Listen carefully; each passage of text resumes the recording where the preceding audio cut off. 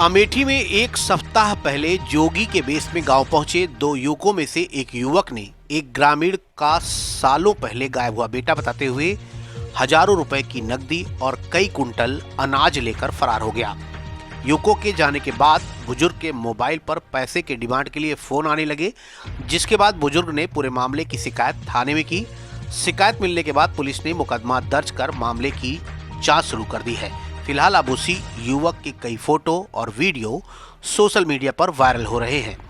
दरअसल ये पूरा मामला जायस थाना क्षेत्र के खरौली गांव का है, जहां एक सप्ताह पहले दो युवक जोगी बेस पे सारंगी बजाते हुए पहुंचे। जोगियों के पहुंचते ही मौके पर बड़ी संख्या में ग्रामीण इकट्ठा हो गए, जिसके बाद एक जोगी ने अपने आप को गांव के ही रहने वाले बुजुर्ग रतिपाल का गायब हुआ बेटा बताया। युवक द्वारा दी गई जानकारी और 22 साल बाद बेटे के लौटने की खुशी से पूरा गांव रो पड़ा। ग्रामीणों ने तत्काल इसकी सूचना दिल्ली में रह रहे पिता रतिपाल को दी। बेटे के गांव वापस आने की जानकारी मिलते ही रतिपाल दिल्ली से अपने घर आ पहुंचे, जिसके बाद दोनों साधुओं की ग्रामीणों ने खूब आवभगत की। अगले दिन जाते जाते पिता रतिपाल समेत अन्य ग्रामीणों ने कई कुंटल अनाज और हजारों रुपए नकद दे दिए। पिता ने तथाकथित बेटे अरुण उर्फ पिंकू को बात करने के लिए एक कीमती मोबाइल भी खरीद कर दिया। जोगियों के जाने के बाद रतिपाल के मोबाइल पर बेटे को वापस पाने के लिए लाखों रुपए की डिमांड की जाने लगी। रतिपाल को जब शंका हुई तो उन्होंने जांच पड़ताल करनी शुरू कर दी, जिसके बाद उनके हाथ कई फोटो और वीडियो लग गए। पिता रतिपाल ने पूरे मामले की शिकायत थाने पर की, जिसके बाद पुलिस ने मुकदमा दर्ज कर मामले की जांच शुरू कर दी है। क्या लगता है जिस तरह से सूचना है उसके नफीस से हिंदू साधु बनने की थी और आपका लड़का बनने का वो कर रहा था, तो ये एक बड़ी साजिश भी इसमें नहीं साजिश हम खुद इस बात को कह रहे हैं। जब वो पैसा लगाने के लिए टेस्ट में मना किया तो हमें शंका हो गई। जब हमें शंका है तो उस शंका का समाधान तो होना चाहिए, उसको पकड़ा जाए, उसका DNA टेस्ट करा लिया जाए। अगर हमारा है तो ठीक है, हमारा नहीं है तो उसको सजा दी जाए बाकायदे। हम तो चाह रहे हैं। शासन प्रशासन से क्या मांग करेंगे? शासन प्रशासन से यही मांग कर रहे हैं कि अगर उसे अरेस्ट करके लाया जाए तो बहुत अच्छी बात है, क्योंकि हो सकता है वो मेरे साथ कर रहा है, कल और किसी के साथ भी करेगा।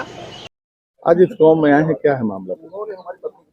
इस गांव में मतलब एक बहुत अभी वायरल खबर है कि एक बच्चा जो 22-23 साल पहले निकला था जोगी हो गया है, फिर अपने गांव में लौटा है, अपने परिजनों को पहचानता है, लेकिन परिवार में वापसी की उसने कुछ शर्तें बताई, जिन शर्तों में आर्थिक शर्त भी थी, उसको पूरा करने के लिए परिवार परेशान है। खबर वायरल होती है, पूरे देश में लोगों तक पहुंचती है, फिर पता लगता है कि मतलब ये कोई पहली घटना नहीं है। इस तरह से बिहार में, झारखंड में, बाकी जगह भी इस तरह की चीजें हो चुकी हैं, जहां खोए हुए लोग, मानसिक रूप से विक्षिप्त निकले हुए लोग अपने घर लौटे हैं और पैसों की डिमांड कर रहे हैं। बाकी कॉमन चीजें वही हैं कि कुछ कहानियां पहचानते हैं, कुछ लोगों को पहचानते हैं और पैसों की डिमांड की जाती है। ठीक वही यहाँ चल रहा है। बस उसी सब को देखने के लिए मैं यहाँ आया था। उस पिता से मिला, गांव के उन लोगों से मिला जो उस दिन भाव विभोर थे, एक बच्चा अपने गांव लौटता है।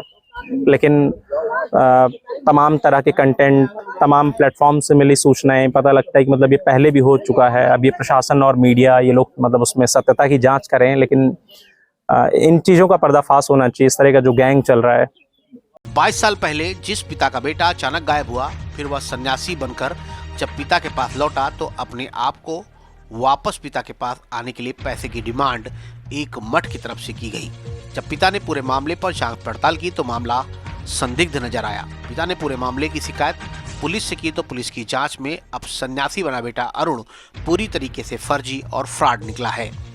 पिता के तहरीर पर पुलिस ने मुकदमा दर्ज किया और पूरे मामले की जांच की जा रही है। वहीं तिलोई सीओ अजय सिंह का कहना है कि पूरे मामले पर मुकदमा पंजीकृत कर मामले की छानबीन की जा रही है और जल्द से जल्द इस पूरे मामले पर कड़ी से कड़ी कार्रवाई की जाएगी।